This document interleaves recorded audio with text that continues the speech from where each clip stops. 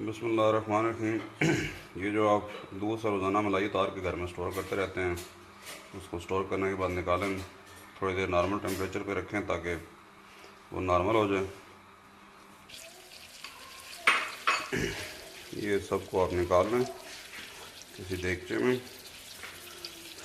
Fridge की हुई मलाई को दो तरीके निकालने के आसान है। एक तो ये कि आप ओवन के अंदर थोड़ा देर उसको हीट कर लें ताकि वो नरम हो जाएगी और आप आराम से बर्तन से अलग हो जाएगी। दूसरा तरीका ये है अगर आपके पास ओवन नहीं है तो आप गर्म पानी के अंदर वो बर्तन रखें, थोड़ी देर में वो आराम से साइडों से अलग हो जाएगी और आप निकाल कर उसको बर्तन में डाल दें। इस तरीके से हम दोनों काम कर सकते हैं। इससे हम देसी हलवा भी बनाएंगे अच्छा सा और साथ में देसी घी भी निकलेगा।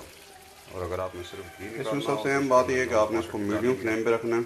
अगर आप हाई फ्लेम पे रखेंगे तो ये जल जाएगी और इसको स्लो थोड़ा वेट करके करेंगे तो ये चलता रहेगा। मीडियम फ्लेम पे इसको हिलाते रहें जब तक कि ये कम्प्लीटली मेल्ट ना हो जाए।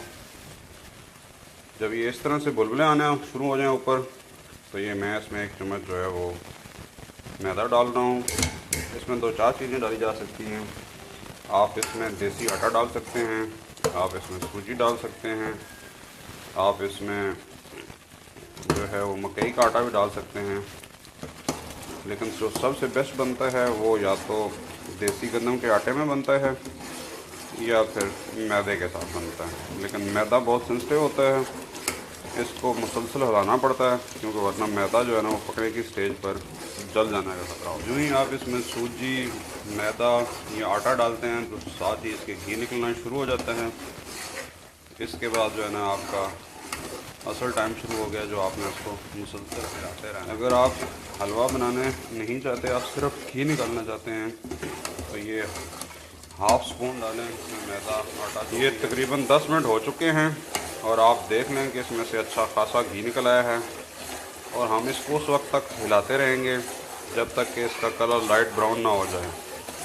और इसमें ये बात याद रखें कि अगर आपने मैदा डालना है तो आपको इस तरह कंटिन्यूसली हिलाना पड़ेगा क्योंकि ये तकरीबन 15 मिनट के बाद इसकी ये कंडीशन हो जाएगी। ये लाइट ब्राउन हो गया है, अब ये हिलाना बहुत आसान हो गया है। जो ही ये कंडीशन इख्तियार कर लें तो इसके नीचे जो है ना आपने वो उसको बर्नर को ऑफ़ कर देना है और उसके बाद इसमें से घी अलग कर लेना है।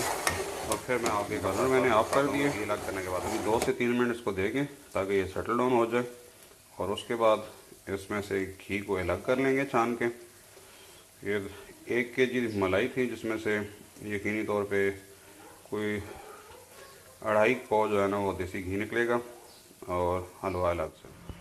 फिर देखें जी हमने इसको भी ट्रेन करने लगे हैं। बस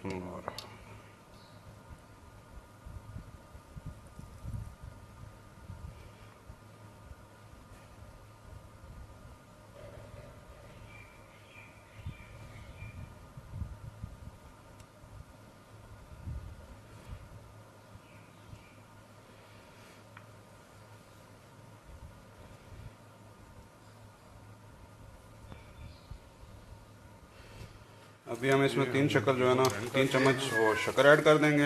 ये 1 चम्मच मैदे के लिए मैं आपको स्केल बता रहा हूँ, बाकी सबके टेस्ट में फ़र्क होता है। अगर कोई कम पसंद करता है शक्कर तो बेशक वो 2.5 चम्मच डाल लें, और कोई ज़्यादा चाहता है तो 3.5-4 चम्मच डाल लें।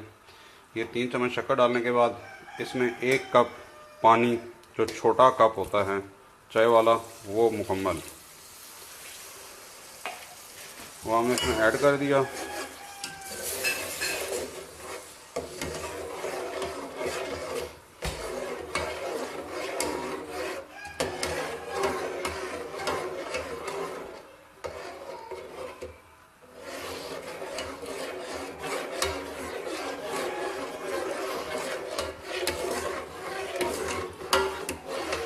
ये पानी डालने से वो जो दाने बने थे वो दाने बिल्कुल बारीक हो जाएंगे और ये एक्चुअल जो है ना वो हलवे की शेप में। अभी इसमें आपको टोटल इतना ही मेहनत रिक्वायर्ड है कि जब इसका वाटर ड्राई होगा और साथ में साइडों से घी निकलना शुरू होगा तो आपने जो है ना मीडियम फ्लेम जो बर्नर है इसको बंद कर देना है और आपका हलवा भी तैयार होगा। घी हम ऑलरेडी निकाल चुके हैं।